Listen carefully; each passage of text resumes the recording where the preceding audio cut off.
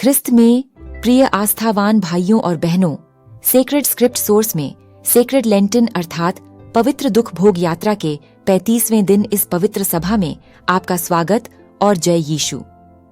जैसे जैसे हम आध्यात्मिक चिंतन और नवीनीकरण के इस दौर में गहराई से यात्रा करते हैं, आइए हम अपने दिल और दिमाग को एक गहन सत्य पर केंद्रित करें। हमारे भौतिक शरीर और हमारे आध्यात्मिक विकास के बीच संबंध को जानें। हमारे दैनिक जीवन की भागदौड़ में उस मंदिर की उपेक्षा करना आसान है जिसमें हमारी आत्मा, हमारे शरीर का वास है। फिर भी बाइबल हमें सिखाती है कि हमारे शरीर हमारे अपने नहीं हैं। वे पवित्र आत्मा के मंदिर हैं जो हमारे निर्माता द्वारा हमें सौंपे गए हैं। इसलिए उनका सम्मान करना और उनकी देखभाल करना हमारा पवित्र कर्तव्य है। लेकिन हमारे आध्यात्मिक विकास के लिए हमारे शरीर पर ध्यान देने का क्या मतलब है? सबसे पहले आइए हम अपनी आध्यात्मिक यात्रा में शारीरिक स्वास्थ्य के महत्व को पहचानें। जिस तरह एक एथलीट अपने शरीर को चरम प्रदर्शन के लिए प्रशिक्षित करता है, उसी तरह हमें भी जोश और ऊर्जा के साथ परमेश्वर की सेवा करने के लिए खुद को शारीरिक रूप से अनुशासित करना चाहिए। नियमित व्यायाम, उचित पोषण और पर्याप्त आराम केवल आत्म देखभाल के मामले नहीं हैं। वे स्तुति के कार्य हैं जो हमें अपने शरीरों को जीवित, पवित्र और परमेश्वर को प्रसन्न करने वाले बलिदान के रूप में अर्पित करने की अनुमति देते हैं। इसके अलावा जैसे हम अपने भौतिक शरीर की जरूरतों पर ध्यान देते हैं, आइए हम अपने विचारों और कार्यों में सचेतनता और आत्म अनुशासन भी विकसित करें। रोमियो 12:2 में प्रेरित पौलुस हमें उपदेश देता है, इस संसार के नमूने के समान मत बनो, परंतु अपने मन के नए हो जाने से बदल जाओ। विकर्षणों और प्रलोभनों से भरी दुनिया में यह महत्वपूर्ण है कि हम अपने मन को नकारात्मकता, अशुद्धता और सांसारिक इच्छाओं से बचाएं। अपने दिल और दिमाग को परमेश्वर के वचन की सच्चाई से भरकर हम अपने विचारों को उसकी इच्छा के साथ संरेखित कर सकते हैं और सच्चे आध्यात्मिक परिवर्तन का अनुभव कर सकते हैं। इसके अलावा आइए हम अपनी आध्यात्मिक यात्रा में आराम और विश्राम के महत्व को नजरअंदाज न करें। उत्पत्ति की पुस्तक में हमने पढ़ा कि परमेश्वर ने स्वयं 7वें दिन विश्राम किया और हमारे अनुसरण के लिए एक उदाहरण स्थापित किया। हमारे तेज तर्रार समाज में सब्बात विश्राम की उपेक्षा करना और सांसारिक सफलता की खोज में खुद को जला देना बहुत आसान है। फिर भी सच्चा आराम केवल गतिविधि की अनुपस्थिति नहीं है, बल्कि हमारे निर्माता के साथ बातचीत करने, उसकी अच्छाई पर विचार करने और आने वाले सप्ताह के लिए हमारी आत्माओं को रिचार्ज करने के लिए एक जानबूझकर किया गया विराम है। जैसे ही हम इन सच्चाइयों पर ध्यान करते हैं, आइए हम शरीर, मन और आत्मा समग्र कल्याण की खोज के लिए खुद को नए सिरे से प्रतिबद्ध करें। आइए हम अपने शरीरों से ईश्वर का सम्मान करें, उन्हें दुनिया में धार्मिकता के उपकरण और उनके प्रेम के बर्तन के रूप में अर्पित करें। और आइए हम 1 कुरिन्थियों 6:19-20 में प्रेरित पौलुस के शब्दों को याद करें। क्या आप नहीं जानते कि आपके शरीर पवित्र आत्मा के मंदिर हैं जो आप में है? तूने परमेश्वर से किसे प्राप्त किया है? तू अपना नहीं है, तू मोल लेकर मोल लिया गया है। इसलिए अपने शरीर के द्वारा परमेश्वर का आदर कर। यह पवित्र लेंटेन सीजन गहन आध्यात्मिक विकास और परिवर्तन का समय हो, क्योंकि हम ईश्वर की महिमा के लिए अपने शरीर का ध्यान रखते हैं। आइए हम अपनी आत्माओं को पवित्र धर्म ग्रंथों की गहन शिक्षाओं के साथ जोड़ दें। आज इस दुख भोग यात्रा के 35वें दिन आइए हम अपने विश्वास की गहराई में उतरें और पता लगाएं कि हम मसीह में प्रभु की महिमा के लिए अपने शरीर का ध्यान कैसे रख सकते हैं। हमारे दैनिक जीवन की लय में हमारे भौतिक स्वयं के महत्व को नजरअंदाज करना आसान है।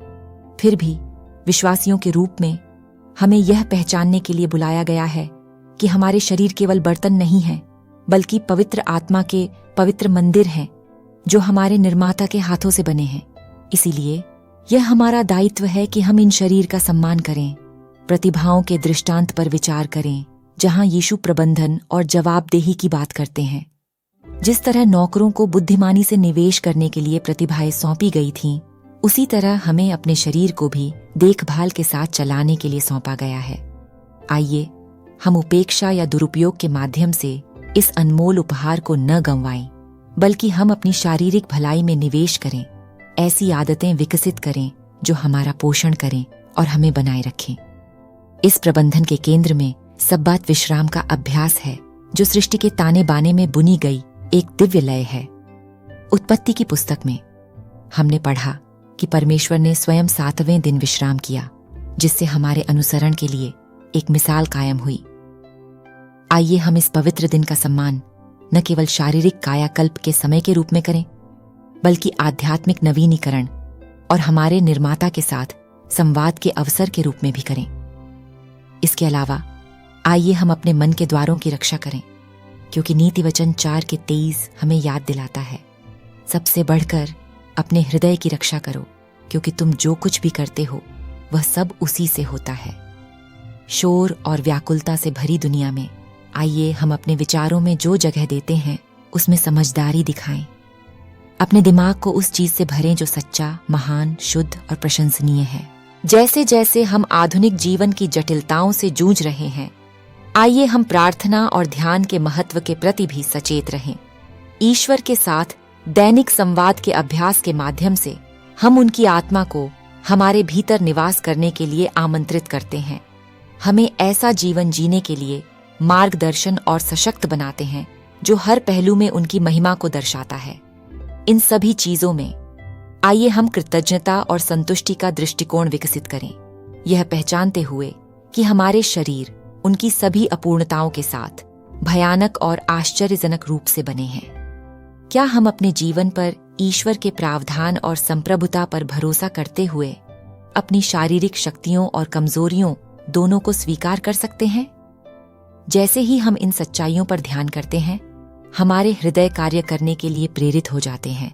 जैसे हम अपने शरीर के साथ ईश्वर का सम्मान करने का प्रयास करते हैं, प्रत्येक दिन को मसीह यीशु में प्राप्त बुलावे के योग्य तरीके से जीते हैं।